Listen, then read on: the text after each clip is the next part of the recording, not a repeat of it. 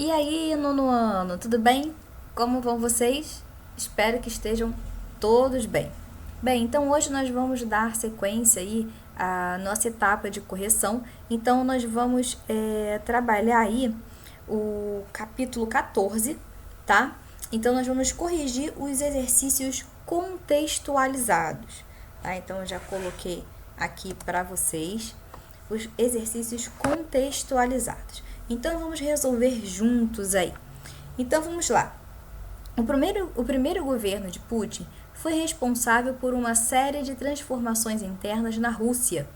Entre as medidas abaixo, todas foram efetuadas por Putin em seu primeiro governo, exceto, então, o que não foi realizado por ele aí pelo governo. Lembrando que ele teve mais de uma vez aí no poder.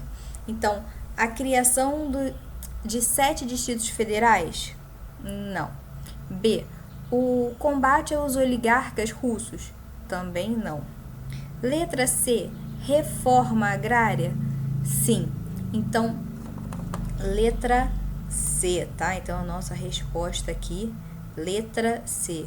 Isso porque nós temos aí um momento em que nós temos essa ideia de Putin de romper, né, com o principal legado de Stalin, que era, né, a propriedade da terra, a coletivização da terra. Então a ideia era privatizar. Só que ele não conseguiu assim plenamente o que foi proposto, porque a população também ela tinha medo que acontecesse, né, a mesma coisa que aconteceu lá na época de 90, na década de 90, para ser mais exato, que era o medo, né, daquela corrupção estatal que foi justamente o que ajudou a levar a um colapso dentro do país, tá bom? Então, número 6, gabarito letra C, tá bom? Tranquilo até aqui, gente?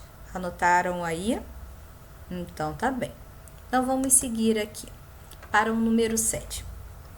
Assinale a alternativa que não indica corretamente uma característica do governo de Medved. É difícil, né? Russo. Russo é complicado. Mas tudo bem. Vamos lá. Então, o que acontece? A. Seu governo foi considerado menos agressivo pelos países ocidentais? Mais ou menos, né, gente? Acho que não. Acho que foi um pouquinho ao contrário. Acho que foi considerado um pouquinho mais agressivo. B. Foram aprovadas emendas constitucionais em seu governo com um mandato presidencial de 6 anos? Sim, tivemos aí realmente um aumento aí no quantitativo de anos em que um presidente poderia ficar em vigor. C. Atuou na guerra da Ossétia do Sul? Sim, exatamente. Atuou. Cadê? D. Manteve Putin no poder, recusando nomeá-lo como membro do governo, nomeando como primeiro-ministro? Sim, realmente, né? Ele trouxe Putin. Putin não podia se reeleger, né? Não pode ter 3 mandatos na Rússia. Então, ele trouxe aí, né, o Putin como primeiro-ministro, ou seja, seria um conselheiro direto assim do governo, que trouxe aí também essa como é que eu vou dizer, essa confiança por parte da população russa. E letra E, aprovou emendas constitucionais, o que permitiu a segunda reeleição? Não, né? Então ele não trouxe a ideia de permitir essa reeleição, um terceiro mandato. Não, ele atuou realmente aqui, né, em aumentar de 4 para 6 anos o tempo em que o presidente estaria, né, a cargo do país. Mas ele não, né, aprovou essas emendas constitucionais para uma reeleição, tá bom? Então, letra E, gabarito do número 7, letra E. Tranquilo até aqui, gente? Então, vamos dar sequência aí. Vamos para o nosso número 8. O governo de Dmitry gente, russo para mim é complicado, mas vamos lá. Não pôde ser reconhecido pelo. Letra A. Aproximação da Rússia com os países ocidentais? Sim, teve uma aproximação, né? Então, não foi isso. principalmente ali com a parte da Rússia Ocidental, né? Letra B. A entrada da Rússia na Organização Mundial do Comércio? Sim, né? Tudo que Putin até então tentava, mas não conseguiu. Então, com muito custo aí, tivemos sim a entrada na OMC. C. Aumento do mandato presidencial de 4 para 6 anos? Ok, isso nós vimos que ele fez até na questão anterior, né? Letra D. Aliança política com Vladimir Putin e seu partido, o Rússia Unida? Sim, né? E aí vem o Vladimir Putin aí como primeiro-ministro. Letra E. Intervenções militares, né? Ou melhor, intervenção militar na região da Transnistria. Não, foi na Ossétia do Sul, tá? Então, gabarito, letra E. Tranquilo. Tranquilinho aqui, né, gente? Então, vamos dar sequência aí. Número 9. Gente, número 9 tem muito texto aí. Assusta um pouquinho, mas dá pra gente fazer tranquilamente. 9. Com a guinada da Geórgia para o Ocidente, é de fundamental importância estratégica para a Rússia que ela mantenha regiões leais a Moscou no Cáucaso, que é uma região politicamente crítica e de importância estratégica para a federação. Então, tem uma importância, principalmente por uma questão geopolítica, né, para a Rússia. Então, vamos lá.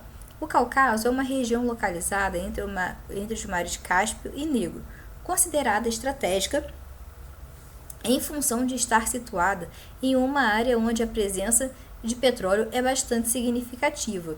Sobre a região e os conflitos existentes na área, é correto afirmar que: letra A. A Chechênia, região de maioria católica ortodoxa, é uma área estratégica para Moscou por estar na rota de importantes oleodutos e gasodutos em operação e constitui o principal foco de tensão na região do Cáucaso? Bem, realmente ela é uma rota importante, mas não fica dentro de uma região mais conflituosa, tá? B.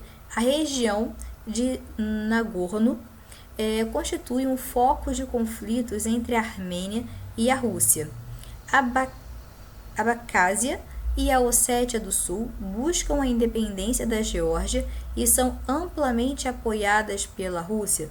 Não, não é bem assim. A gente sabe que tem, inclusive, interferência, né, da Rússia, principalmente nesse caso da Geórgia e da Ossétia do Sul. Então, assim, não é apoio. É também uma necessidade ali, então você busca, como é que eu vou dizer?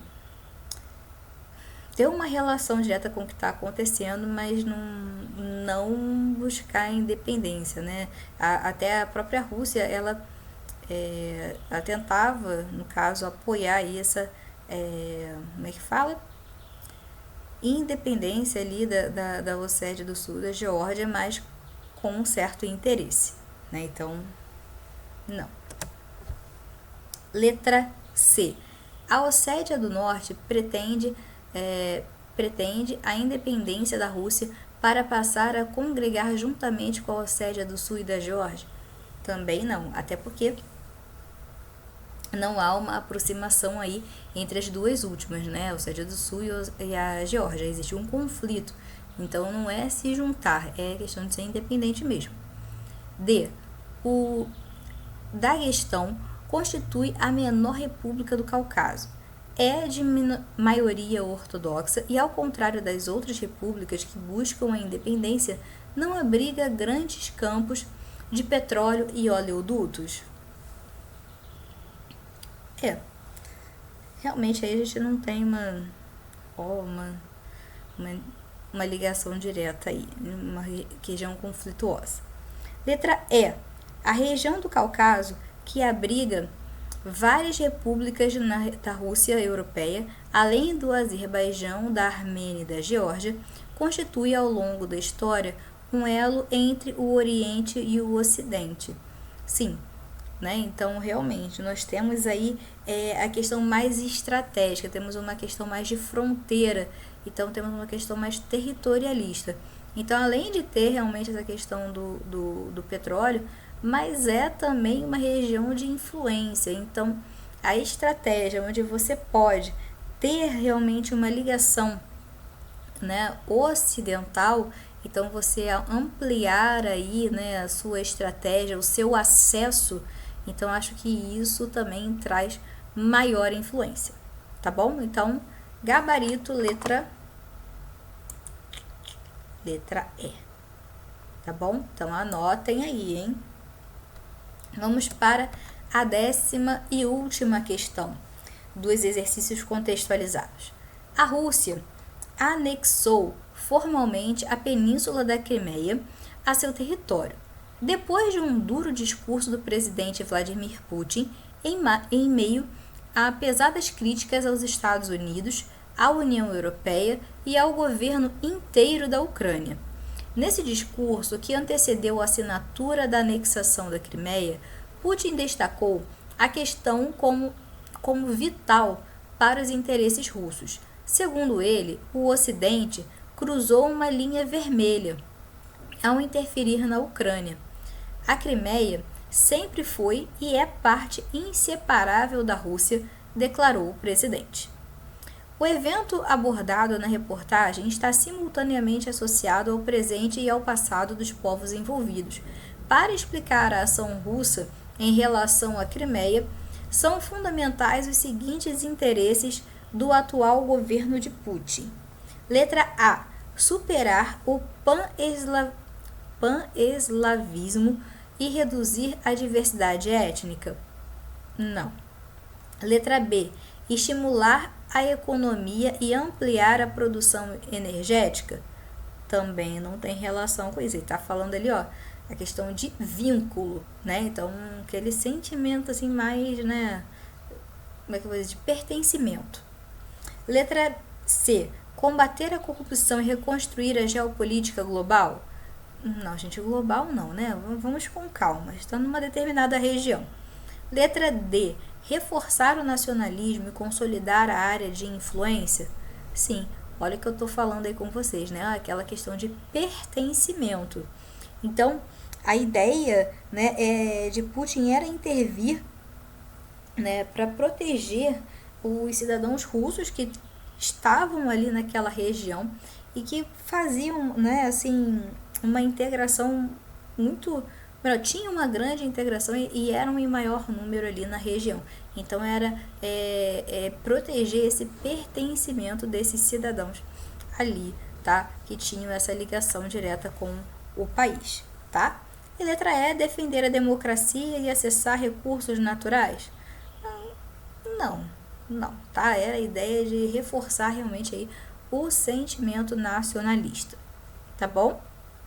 Então, por hoje é só. Então, ficamos aqui. Vou deixar aí para vocês fazerem, né, os exercícios conceituais, que está na página 110, e os exercícios de aprofundamento na página 111, que depois eu vou colocar a correção para vocês lá no Escola Web, tá bom? Até a próxima!